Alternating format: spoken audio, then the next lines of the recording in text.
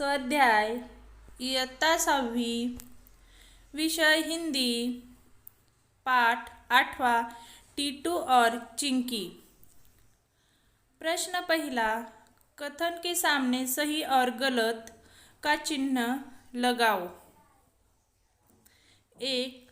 टीटू गिलहरी और चिंकी चिड़िया दोनों पड़ोसी थी। उत्तर सही। 2. टीटू का घर पेड़ की शाखा पर और चिंकी का घर पेड़ की फोकल में था। उत्तर गलत। 3. बच्चे जान गए थे कि 1 और 1 11 होते हैं।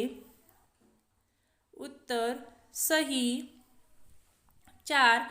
टीटू ने बच्चों को समझाया कि हम पड़ोसी हैं, हमें मिलजुल कर रहना चाहिए। उत्तर सही। प्रश्न दूसरा, एक शब्द में उत्तर लिखिए। 1. चिंकी की पड़ोसी थी। उत्तर टीटू। 2. पेड़ की शाखों पर इसका घोंसला था। उत्तर चिंकी। 3. पानी से बचने के लिए चिंकी और टीटू ने घोंसले को किससे ढका? उत्तर पत्ते। 4. बच्चों की निगलना चाहता था। उत्तर सांप। प्रश्न तीसरा, निम्नलिखित प्रश्नों के उत्तर एक एक वाक्य में लिखो। 1. टीटू और चिंकी का घर कहाँ था? उत्तर टीटू का घर पेड़ की खोखल में और चिंकी का घर पेड़ की शाखा पर था। 2. फलों को कौन झूठा कर देता है? उत्तर चिंकी चिड़िया के बच्चे फलों को झूठा कर देते हैं। 3. टीटू और चिंकी किस तरह आपस में मदद करते हैं? उत्तर टीटू और चिंकी अच्छे पड़ोसियों की तरह आपस में मदद करते हैं। 4. सांप पेड़ पर क्यों नहीं चढ़ पाया? उत्तर चिपचिपी गोद के कारण सांप पेड़ पर नहीं चढ़ पाया। 5. टीटू के बच्चों ने चिंकी के बच्चों की क्या शिकायत माँ से की? उत्तर चिंटू के बच्चों ने माँ से कहा कि चिंकी के बच्चे फलों को झूठा कर देते हैं, हम झूठे फल क्यों खाएं? 6. चिंकी के बच्चों ने पेड़ को अपना बताने की क्या दलील दी? उत्तर चिंकी के बच्चों ने कहा, पेड़ हमारा है, इस पर हमारा नीड़ बना हुआ है जिसमें हमने आंखें खोली। 7. तेज हवा चलने पर चिंकी चिड़िया को क्या डर लगता है?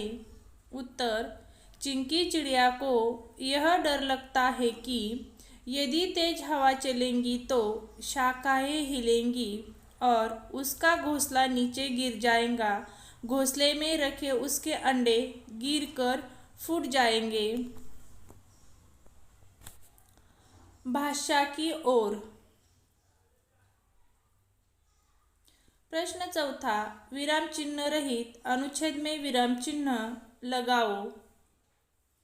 काबुली वाले ने पूछा, बिटिया अब कौन सी चूड़ियाँ चाहिए? मैं अपनी चूड़ियाँ दिखाकर कहा, मेरी गुड़िया के लिए अच्छी सी चूड़ियाँ दे दो, जैसे लाल, नीली, पीली।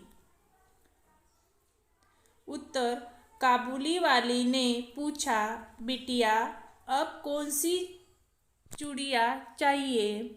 मैंने अपनी गुड़िया दिखाकर कहा, मेरी गुड़िया के लिए अच्छी सी चूड़ियाँ दे दो, जैसे लाल, नीली, पीली। प्रश्न 5वां, अपने साथ घटित कोई मज़ेदार घटना बताओ। उत्तर बात उन दिनों की है जब मैं 5वीं कक्षा में पढ़ता था। मेरे पास एक पालतू कुत्ता था जिसका नाम शेर था। उसके साथ मेरे परिवार का काफ़ी जुड़ाव था। मेरा स्कूल मेरे घर के करीब 500 मीटर था। शेरा रोज मेरे साथ स्कूल तक आता था। एक दिन स्कूल जाते समय 4 कुत्ते मेरी तरफ काटने के लिए दौड़े। मैंने शोर मचाना शुरू किया तो शेरा उनके सामने खड़ा हो गया। वे चारों शेरा पर टूट पड़ा। शेरा ने एक जोर की आवाज़ लगाई। उसकी आवाज़ सुनकर उसके 10-12 साथी और आ गए। वह उन चारों कुत्तों पर भारी पड़े। फिर मैंने राहत की सांस ली और शेरा को गले लगा लिया।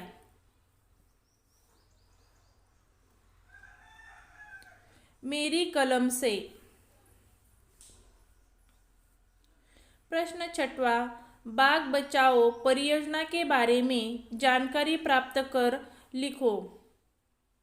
उत्तर, बाघ बचाओ परियोजना भारत सरकार द्वारा संचालित परियोजना है। बाघ भारत का राष्ट्रीय जानवर है। भारत में बाघ की संख्या निरंतर कम होती जा रही है। इस स्थिति को ध्यान में रखते हुए भारत सरकार ने बाघ बचाओ परियोजना की शुरुआत की। प्रश्न 7वां, चित्रों को पहचान कर जलचर, नभचर, थलचर और उभयचर प्राणियों में वर्गीकरण करो। नभचर, थलचर, जलचर, उभयचर। नभचर तोता, उल्लू, गौरैया। थलचर भैंस, चूहा, ऊंट, शेर, गिलहरी। जलचर मछली, ऑक्टोपस। उभयचर मेंढक, मगरमच्छ, सांप। प्रश्न 8वां, निम्नलिखित प्रश्नों के समानार्थी शब्द पाठ में से खोजकर लिखिए। विहंग, चिड़िया, वृक्ष, पेड़, नेत्र, आँख, गगन, आसमान, जननी, माता। प्रश्न 9वां, निम्नलिखित प्रश्नों के विरुद्धार्थी शब्द पाठ में से खोजकर लिखिए। कहना, सुनना, प्रश्न, उत्तर, ऊपर, नीचे, अंत, प्रारंभ, सुरक्षित, असुरक्षित।